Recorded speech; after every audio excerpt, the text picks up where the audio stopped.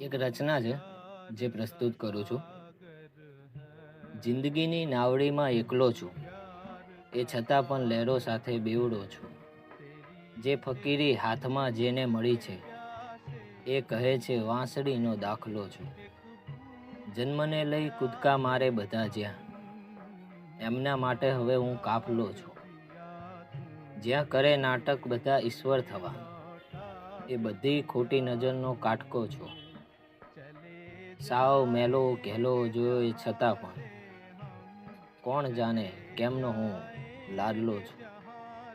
આ ગરીબીને તમે આપો છો ગરમી, તો હવે હું એમનો પણ સાંયડો છું. આ પંક્તિ સાહેબ માટે.